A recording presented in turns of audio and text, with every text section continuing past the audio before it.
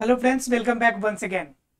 Friends, बात करेंगे आज हम लोग डार्विन के बारे में और डार्विनवाद के बारे में, और थोड़ा सा विश्लेषण करेंगे कि डार्विन और लैमार्क दोनों में क्या डिफरेंस थे और दोनों के विचार कैसे थे, क्योंकि दोनों एक ऐसे ऐसे वैज्ञानिक हैं या ऐसे खोज करता है, ऐसे शोध करता है जिनके बारे में जानना या समझना थोड़ा सा ज्यादा जरूरी हो जाता है, क्योंकि उनके विचार औरों से बिल्कुल अलग होते हैं।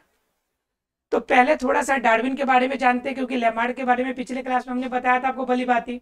अब जानना हमें क्या है डार्विन के बारे में, और डार्विन को जब हम बता देंगे आपको, तो डार्विन और लेमार्क दोनों के साथ कंपैरिजन करके हम आपको बताएंगे कि दोनों से निकल के क्या तथ्य सामने आता है। पहले हम लोग जानेंगे आज के डार्विन के क्लास में, ठीक है, डार्विनवाद के बारे में। डार्विन को क्लास स्टार्ट करने से पहले हम डार्विन के बारे में कुछ बातें चाहेंगे कि कुछ बातें करें हम लोग इनके बारे में, क्योंकि डार्विन के बारे में बातें कुछ करेंगे तो ही समझ में आएगा कि डार्विन कैसा इंसान था और सोचने का तरीका इनका क्या था। बात कीजिएगा स्टार्टिंग, जिस समय डार्विन के स्टार्टअप हुई, डार्विन जिस समय एंट्री किए इस दुनिया में, वो एक सामान्य रूप में एक सामान्य परिवार से थे। उसके बाद धीरे धीरे उन्होंने पढ़ाई करा, बहुत मेहनत किए, और मेहनत करने के बाद क्या हो गया, एक ऐसे मुकाम पे पहुंचे कि उनके मन में इच्छा थी, वो प्रकृति के प्रति थोड़ा सा ज्यादा लगाव रखते थे। तो उनके मन में था कि हम क्या बनेंगे कि डॉक्टर बन जाए, तो डॉक्टर के क्षेत्र में बनने की कोशिश किया। उन्होंने मेडिकल क्वालिफाई भी करा, मेडिकल में उन्होंने पढ़ाई भी किया, कुछ दिनों तक मेडिकल के साथ रहा भी। लेकिन कुछ दिनों के बाद उनके प्रकृति के साथ ज्यादा लगाव था, इस वजह से वो प्रकृति के लगाव के कारण उसे कि जीव जंतु या अन्य के जानवरों के बारे में या फिर जीवों की आपकी इलाज करने में कुछ ज्यादा दिमाग चलता नहीं था उनका। उनके दिमाग में बेचैनी सा रहता था। वो सोचे यार मैं कहाँ आके फंस गया। कभी कभी क्या होता है कि आपके मन मुताबिक कोई काम नहीं होता है तो आपको मजा नहीं आता, तो वही उसके साथ उनके साथ भी हो रहा था। डार्विन बेचारे काम करने के लिए तो कर रहे थे मेडिकल डिपार्टमेंट में, लेकिन उनको मजा नहीं आ रहा था। मजा आएगा भी कैसे, क्योंकि उनका दिमाग तो प्रकृति के तरफ है। तो प्रकृति के झुकाव के कारण क्या हुआ कि वो कहे कि भाई अब हमसे नहीं होने वाला है। उन्होंने लास्ट में क्या करी, जब देखा कि बैलेंस बिगड़ रहा है, मेरे से नहीं हो पाएगा, तो उसने छोड़ दिया। उसने क्या कर दिया, कहा कि मैं अपने जो गोल है, अपनी जो मन की इच्छा है, मैं उनसे कंप्रोमाइज नहीं कर सकता। तो मेडिकल कॉलेज जो था जिसमें वो काम कर रहे थे, मेडिकल को उसने छोड़ दिया। मेडिकल को छोड़ दिया तो छोड़ने के बाद उनके मन में विचार आया कि हम गिरजाघर में काम करेंगे। कहाँ काम करेंगे, गिरजाघर में काम करेंगे, ताकि हम प्रकृति से थोड़ा सा ज्यादा लगाव में रहे, प्रकृति के बारे में और सोच सके। क्या हुआ कि मेडिकल के छोड़े गिरजाघर में जाना था, तो इनके लिए आपका एकेडमी कोई कोर्स चाहिए था। तो इसके लिए इन्होंने कैम्ब्रिज यूनिवर्सिटी में क्या कर ली, एडमिशन ले लिया। क्या करने के लिए, गिरजाघर में काम करने के लिए। अब क्या हुआ कि गिरजाघर में जब इनको काम करने का मौका मिला, तो गिरजाघर के तरफ से इन्हें एक जहाज पर बैठकर कुछ दूर की यात्रा करने का मौका मिला, एक ट्रिप के तौर पर। यात्रा करने के दौरान क्या हुआ कि इनका तो प्रकृति से ज्यादा लगाव था, नेचर, प्रकृति के प्रति ये ज्यादा लगाव रखते थे, नेचर के प्रति। अब नेचर के प्रति ज्यादा अगर प्यार रखने की वजह से वो जहां पर भी वो चीजें दिखते थे, उसे लगता था कि उसके बारे में थोड़ा जान ले। तो इस कंडीशन में क्या हुआ, नेचर के लिए प्रकृति में पाए जाने वाले बहुत सारे पौधे, बहुत सारे जीव, बहुत सारे जंतु, इन सभी का इन्होंने क्या कर लिया, बहुत सारे सैंपल इकट्ठा किए। बहुत सारे इन्होंने क्या कर लिए, सैंपल इकट्ठा किए, बहुत सारे नमूने प्राप्त किए, और सबके बारे में विस्तृत जानकारी प्राप्त करने के लिए बहुत सारे क्लू जुटा लिए। इस यात्रा के दौरान ये जा रहे हैं यात्रा पर, और इस यात्रा में क्या कर लिया, इन्होंने अपना काम कर लिया, पूरा सैंपल बना लिया। सैंपल बनाने के बाद इनके मन में विचार आया कि अब इनसे कुछ और किया जाए। अभी यात्रा आगे बढ़ी रही थी, तो यात्रा के बीच में क्या हो गया कि यात्रा के बीच में उन्हें पढ़ने को मिल गया एक चीज। क्या मिला पढ़ने को, तो क्या हुआ कि ये घटना अभी तक हो गई, कहाँ हो गई कि अब ये यात्रा कर रहे, यात्रा के दौरान इन्होंने क्लू इकट्ठा कर लिया। अब यात्रा में क्लू जब इकट्ठा कर लिया, तो उसी दौरान क्या हुआ कि 1838 में इन्होंने एक वैज्ञानिक की एक लेख पढ़ी। कब, 1838 में। अभी यात्रा में ही है। 1838 में एक लेख पढ़ा, और इस लेख किसका था ये? तो टी.आर. मत्स का, टी.आर. मल्स का आपका एक लेख था, एक आर्टिकल था। यह आर्टिकल इन्होंने पढ़ा। आर्टिकल पढ़ने के बाद इन्हें लगा कि भाई ये बात तो सही है। इन्होंने आर्टिकल को पूरा सारांश करने की कोशिश करी, पूरा पढ़ा। पूरा पढ़ने के बाद अंतिम कंक्लूजन में निकल के आया कि इस धरती पर जितने जीव है, उनकी जीव की उत्पत्ति जो हुई है और यह जीव यहाँ पे स्थित है, यह सिर्फ प्रकृति जिसका चुनाव करती है, उन्हीं के आधार पे ये होता है। जितने जीव इस धरती पे जिंदा रहते हैं। अब क्या होता है कि कभी कभी कुछ बातें पढ़ते हैं, जानते हैं, सुनते हैं, तो किसी चीज की क्या होती है कि दिमाग में बड़ी गहरा छाप पड़ता है। ये टी.आर. मल्स की यह जो बात थी आपका प्रकृति चुनाव के नियम वाला, ये बात डार्विन के दिमाग में बैठ गया। ये घटना 1838 की है। ये 4 सालों तक गिरजाघर में काम करते रहे, लेकिन क्या हो गया कि इनसे बर्दाश्त नहीं हुआ। इतना ज्यादा मंथन किए कि इसके आपका विकास के लिए 1842 में ये लंदन चले गए। कहां चले गए? लंदन। लंदन में जाके इस पे और ज्यादा गहन आपका विचार करने लगे कि भाई प्राकृतिक चुनाव का नियम क्या है, कैसे बनेगा नियम, इनके बारे में, आज की धरती पर जीव कैसे जिंदा रहते हैं। अब ये घटना 1842 में लंदन जाके सोचने लगे। 1842 में जब ये लंदन लिखने लगे, तो लंदन गए तो अपने विचारों को इन्होंने एक बुक में लिखना कोशिश किया, एक किताब में लिखने के स्टार्टअप किया इन्होंने। किताब में जब लिखना स्टार्टअप किया तो उनके मन में एक विचार आया, अभी लिख ही रहे थे, अभी स्टार्ट ही कर रहे थे, तब तक उन्होंने एक और वैज्ञानिक थे, वेलेस। क्या नाम था उनका? वेलेस। वेलेस जो वैज्ञानिक था, उनका एक आर्टिकल पढ़ा। जब उनका आर्टिकल पढ़ा तो उसमें एक क्लियर प्रूव कर रहा था कि किसी भी धरती पे जीवों की उत्पत्ति किसके अनुसार होगी? प्राकृतिक चुनाव के नियम के अनुसार। अब इनका जो आपका विश्वास था और ज्यादा पुख्ता हो गया। ये घटना लंदन की है। अब क्या हो गया, ये सुनने के बाद आपके दिमाग में इनके विचार आ गए कि भाई ये तो एकदम बिल्कुल क्लियर है, बिल्कुल एकदम स्ट्रेट क्लियर है। अब इन पे थोड़ा सा गहन करके क्या करेंगे, वेलेस के आर्टिकल को ही छपवा देते हैं, अपना क्या बुक लिखेंगे हम। तब तक क्या हुआ कि कभी भी कोई काम करते हैं तो आप पहले सोचते हैं कि आपका विश्वस्त इंसान कौन है, आप किस पर सबसे ज्यादा विश्वास करते हैं। आप उसे क्या करते हैं कि एक बार पूछने की कोशिश करते हैं कि भाई देखो ऐसा काम है, ये क्या करना सही रहेगा या नहीं सही रहेगा। इनके भी 2 बड़ी गहरे मित्र थे, क्लोज फ्रेंड थे। इन दोनों फ्रेंड से इन्होंने बात किया और कहा कि भाई देखो हम क्या कर रहे हैं, हम करेंगे ये कि वेलेस के जो आर्टिकल है उसी आर्टिकल में थोड़ा सा सुधार करवा के अपना विचार डाल के और वेलेस के आर्टिकल को निकालेंगे। दोस्त सब कहा कि बा तुम उसका आर्टिकल निकालोगे तो तुम्हारा नाम कैसे होगा? आर्टिकल उसका छपेगा, नाम वेलेस का होगा। रिसर्च तुमने किया, नाम वेलेस करेगा, तो फिर मजा क्या आएगा? एक काम करो, तुम रहने दो उसको क्या कर दो, वेलेस के नोट्स रखो, इनसे इंफॉर्मेशन लो, टी.आर. मल्स के प्राकृतिक चुनाव का नियम लो, सबका गहन रिसर्च जो तुमने किया है और तुम अपने हिसाब से एक अलग बुक लिखो। तो कहा कि भाई ये भी उपाय सही है।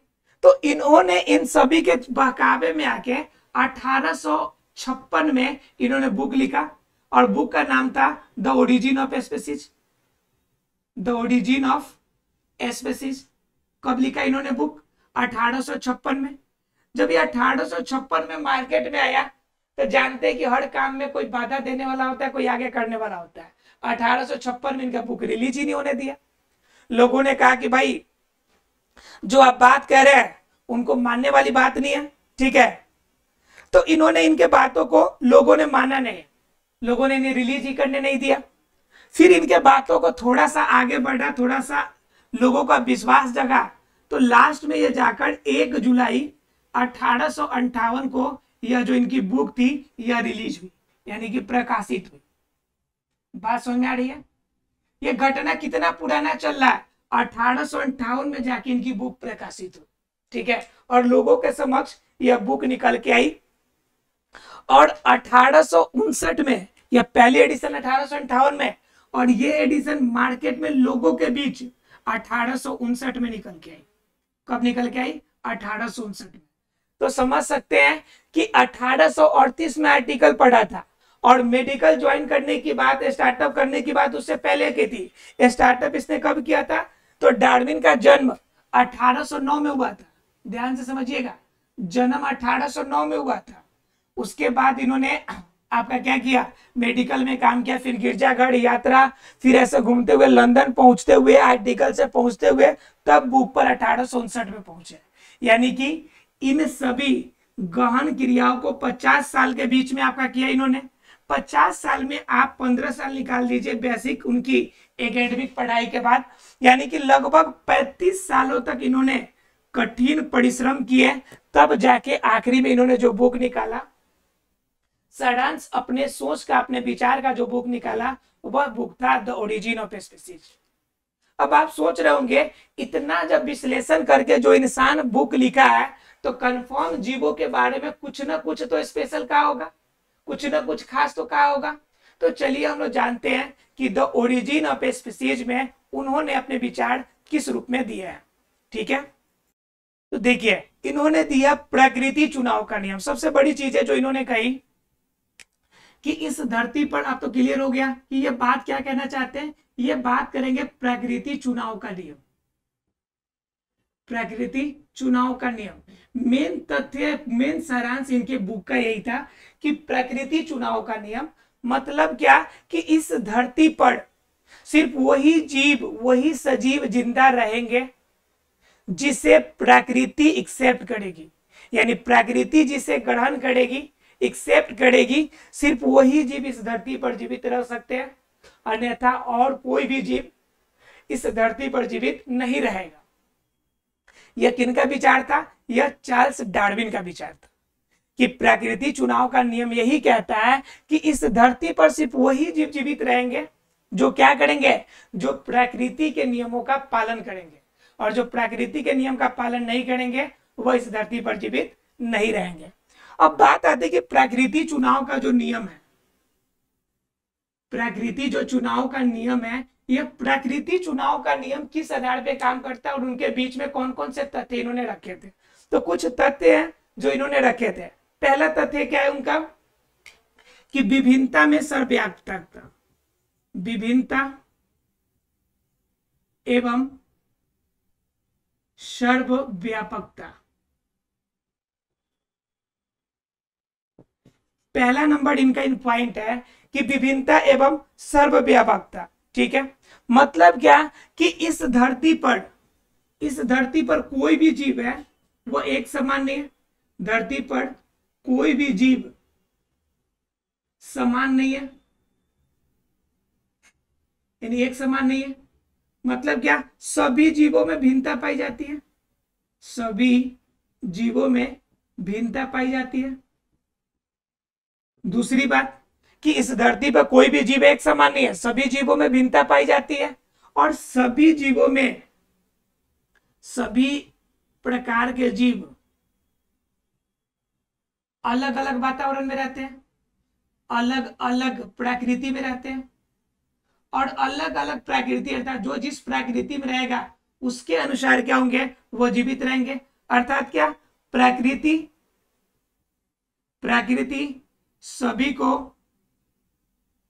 सभी को उसके भिन्नता के आधार पर ग्रहण करती है, उसके भिन्नता के आधार पर ग्रहण करती है, भिन्नता के आधार पर ग्रहण करती है। क्लियर? मतलब क्या कहते हैं कि इस धरती पर विभिन्नता बहुत ज्यादा है, और सर्वव्यापकता मतलब हर जगह पे, हर प्रकृति में उत्पन्न है। जैसे पानी में रहने वाला जीव है, धरती पे रहने वाला जीव है, हिमालय के चोटी पे रहने वाला जीव है, बर्फ में रहने वाला जीव है, आपका क्या कहते हैं ध्रुवीय प्रदेश में रहने वाला जीव है, उष्णकटिबंधीय में रहने वाला जीव है, अलग अलग जगह पे रहने वाला जीव है, हर जगह के रहने वाला जीव है। और हर जगह रहने वाले जीवों में सभी में विभिन्नता पाई जाती है, और जो जिस प्रकृति में रहेगा वह प्रकृति उसे सिलेक्ट करेगी तो वह जीवित रहेगा, अगर प्रकृति उसे एक्सेप्ट नहीं करेगी तो फिर वो जीवित नहीं रह पाएगा। तो पहला नियम इनका कहता है कि विभिन्नता और सर्वव्यापकता, विभिन्नता सभी जीवों में पाई जाती है और सभी जीव अलग अलग क्षेत्र में अलग अलग वातावरण में पाए जाएंगे, लेकिन इनका रहने का सिर्फ एक ही मकसद होगा कि प्रकृति ने इसका सिलेक्शन किया है। पहली बात थी इनकी। दूसरी बात है कि आपकी दूसरी बात जो है, इनके प्रगुणन की दर ज्यादा, प्रगुणन की दर। अब प्रगुणन मतलब कि इनके जनसंख्या में वृद्धि की दर। तो जनसंख्या में वृद्धि की दर सभी में अलग अलग होती है। जनसंख्या में वृद्धि की दर। अब जहां बात कीजिए एक बार हाथी की, किसकी बात कर लीजिए आप? हाथी की। हाथी की स्लो होती है। वहीं पे बात कर लीजिए एक जीवाणु की, तो इनकी दर आपका क्या होती है? दिन दुगुना रात चौगुना वृद्धि करती है, हर घंटे वृद्धि हो जाती है। ठीक है, इनमें वृद्धि क्या होती है? जीवाणु की आपकी बहुत फास्ट होती है और हाथी की क्या होती है? लेट होती है, ज्यादा लंबे दिनों में होती है। तो कहता है कि प्रगुणन की दर इतनी ज्यादा होती है कुछ जीवों में कि अगर वो प्रकृति उसे अगर तय न करे तो कुछ ही समय में कुछ जीव क्या होंगे? पूरे धरती को कवर कर लेंगे। जीवाणु की रफ्तार जितनी तेजी से होती है, अगर प्रकृति से कंट्रोल न करे तो पूरी जो धरती होगी, पूरी जो विश्व होगी, जीवाणु विषाणु जैसे सूक्ष्म जीवों से भर जाएगी।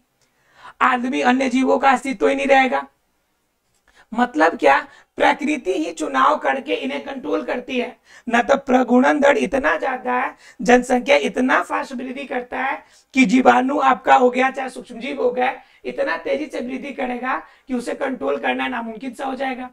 ठीक है, लेकिन वहीं पे दूसरी जगह कुछ ऐसे भी जीव होते हैं जो ये क्रिया नहीं करते हैं, सामान्य रूप से स्लो करते हैं। तो जो जीव स्लो करेगा वह उसे कंट्रोल करता है, जिनकी जनसंख्या अधिक होगी। और ये सारे नियम कौन तय करेगा? ये नियम तय करता है प्रकृति, अर्थात कि प्रकृति लॉ ऑफ सिलेक्शन ये करता है कि वही जीव सिर्फ धरती पर जिंदा रहेंगे जो आपके प्रकृति के बैलेंस के लिए जरूरी है। तो दूसरा तथ्य इनका। तीसरा तथ्य क्या इनका? कि अस्तित्व के लिए संघर्ष। अस्तित्व के लिए संघर्ष। तो भाई अस्तित्व के लिए संघर्ष अलग अलग तरीके का हो सकता है। अस्तित्व के लिए संघर्ष अर्थात जीवित रहने के लिए संघर्ष। मतलब क्या? कोई अगर छोटा जीव है, जैसे छोटा मछली है, तो इसको जीवित रहने के लिए बड़े मछली से बच के रहना पड़ेगा, बड़े मछली से बच के रहना पड़ेगा। उसके बाद अगर बड़ी मछली है तो इनको घड़ियाल वगैरह से बच के रहना पड़ेगा, अन्य जीवों से। अगर ये है तो फिर इनसे बड़े व्हेल मछली है, उनसे बच के रहना पड़ेगा। मतलब क्या? सभी को अपनी अलग प्रजाति से खतरा है।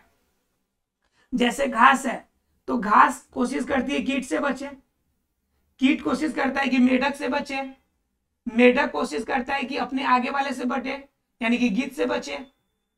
तो यह क्या होता है कि यह क्रमिक हो जाता है कि आपका क्या होता है कि अस्तित्व इस धरती पे बनाए रखने के लिए बहुत ज्यादा संघर्ष करना पड़ता है। अंतर जातीय मतलब कि एक तो अपनी जाति वाले, उनसे संघर्ष करना पड़ता है जीवित रहने के लिए।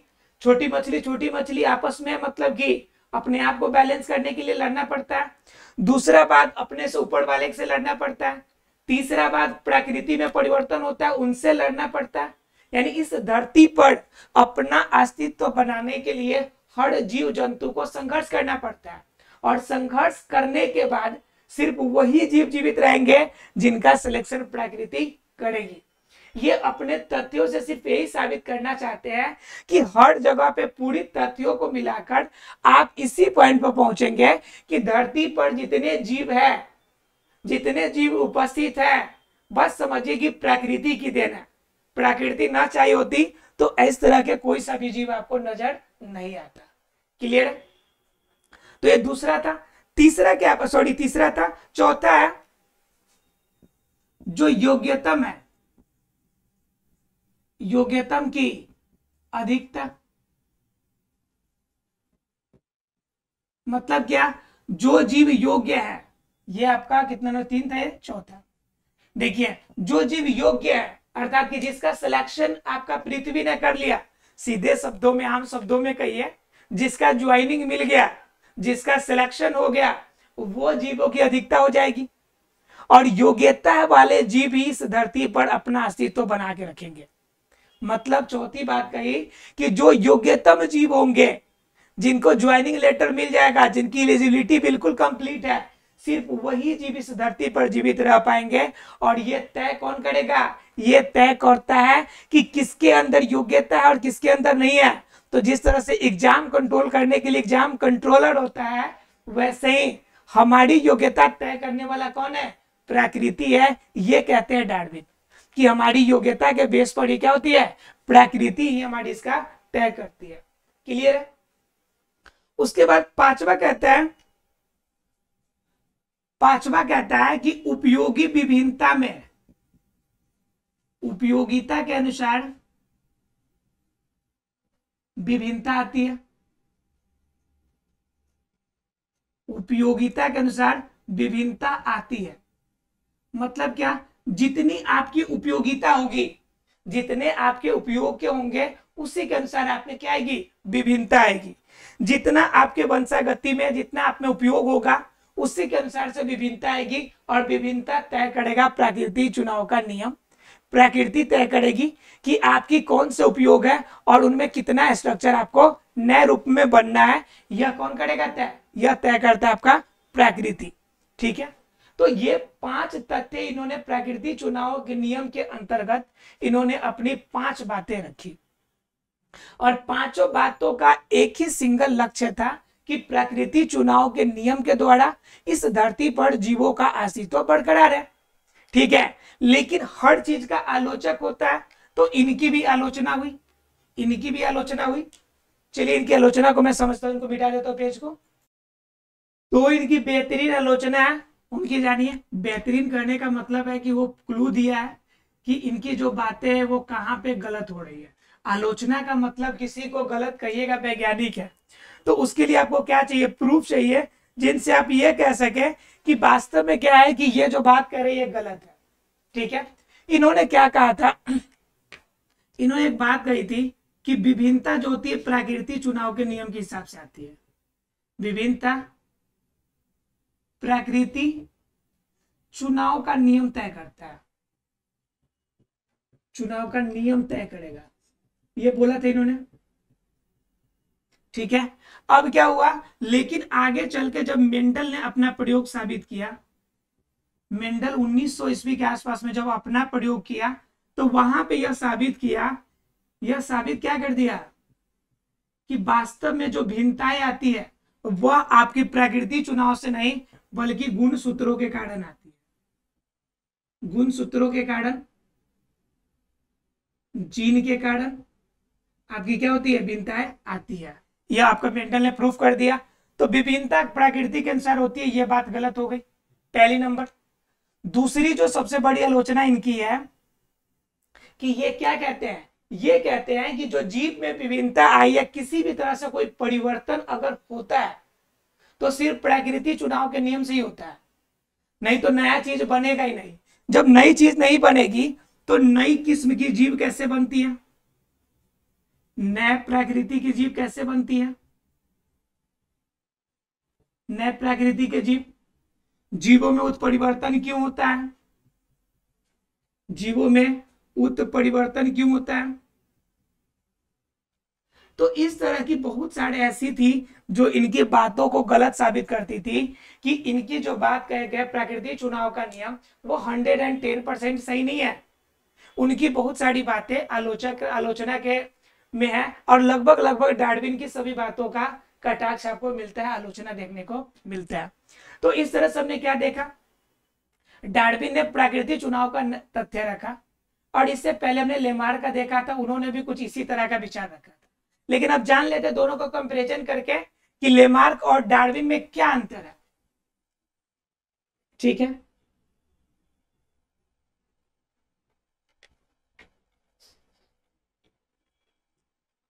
देखिए डार्विन और लेमार्क में अंतर, ये बात कर लेते हैं लेमार्क की और दूसरी तरफ बात कर लेते हैं डार्विन की। ये क्या कहते हैं लेमार्क कि जो जिराफ जिनके लंबे लंबे आपके सिर होते हैं, ये क्या कर लिए? ये कहते हैं कि पैर ज्यादा ऊंचे थे।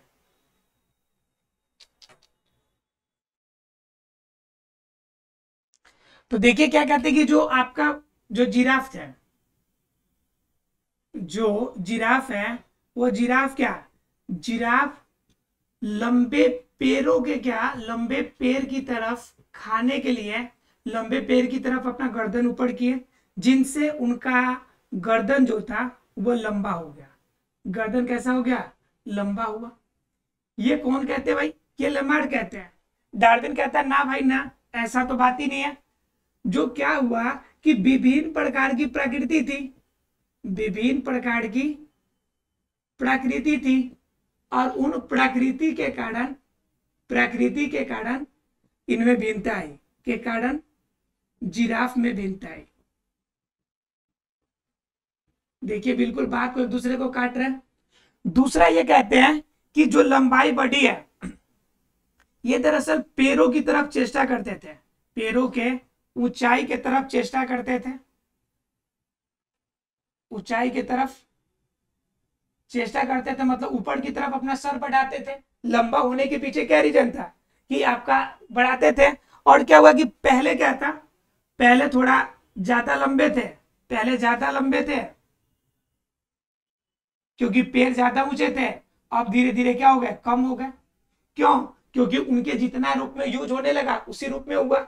ये कहते ना जी ना, ये दरअसल क्या हुआ कि कंपटीशन के कारण हुआ है।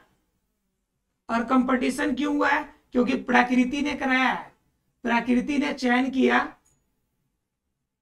प्रकृति ने चयन किया कि कितना लंबा गर्दन वाला जीव होगा, कितना लंबा गर्दन वाला जीव होगा, ये तय किया। इसी की वजह से क्या हो गई, लंबाई बढ़ी।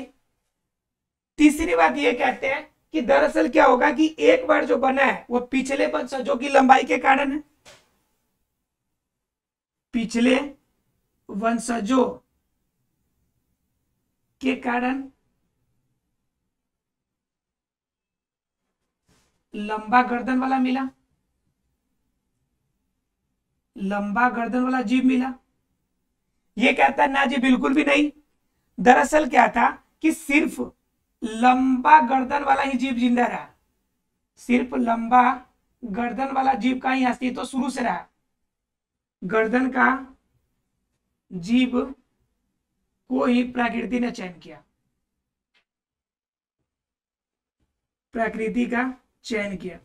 इसे समझ सकते हैं कि दोनों के विचार में भिन्नता है। दोनों लेमार्क हवा में बात कर रहे हैं पूरब, तो ये बात कर रहे हैं पश्चिम, तो दोनों के विचार इस रूप में अंतर रखते हैं। क्लियर है फ्रेंड्स, मिलते हैं अगले क्लास में, और अगले क्लास में जानने की कोशिश करेंगे इसके आगे की बातों को। यहाँ तक क्लियर हो गया आशा है फ्रेंड्स। चलिए मिलते हैं अगले क्लास में, तब तक के लिए thank you very much friends.